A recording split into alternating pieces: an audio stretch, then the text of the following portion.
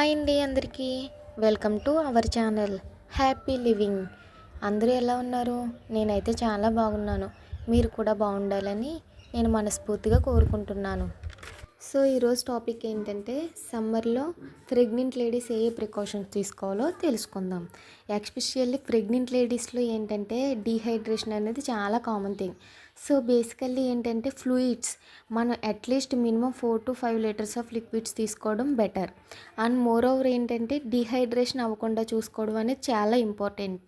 లోపల ఉమ్ము నీరు కూడా తగ్గే ఛాన్సెస్ కూడా ఉంటాయి.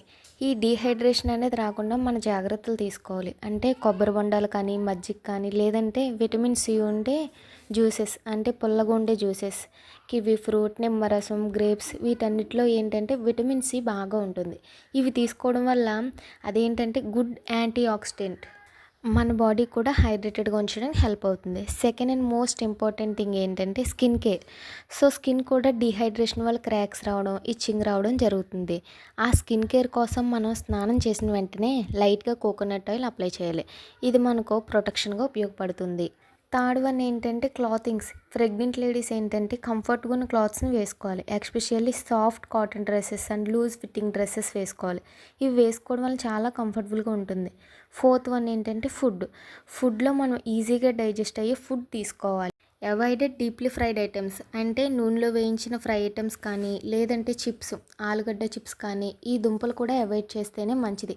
ఇవి తినడం వల్ల ఏంటంటే డీహైడ్రేషన్కి దారితీసే అవకాశం ఉంటుంది.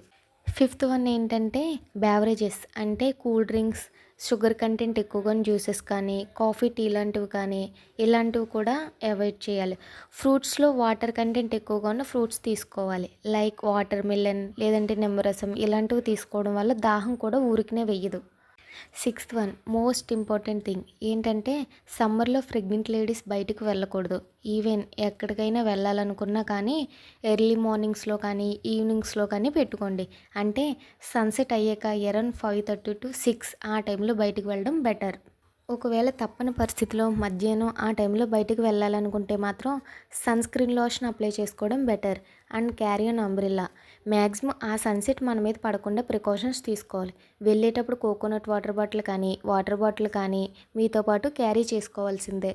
సెవెంత్ వన్ ఏంటంటే ఫుడ్లో ఫ్రైలీ ఆయిలీ అండ్ స్పైసీ ఐటమ్స్ తీసుకోవడం మ్యాక్సిమం అవాయిడ్ చేయాలి. వేసవి కాలంలో డైలీ ఆమ్లెట్ తీసుకోవడం కంటే 1 బాయిల్డ్ ఎగ్ తింటే మంచిది. పచ్చళ్ళు కూడా తినకూడదు. ప్రెగ్నెంట్ లేడీస్ ఈ ప్రికాషన్స్ తీసుకోవడం వల్ల మదర్కనే కాదు లోపల బేబీకి కూడా ఉమ్ము నీరు బాగా ఉంటుంది. మోర్ ఓవర్ ఏంటంటే ఆఫ్టర్నూన్ 2 hours రెస్ట్ తీసుకోవడం చాలా బెటర్.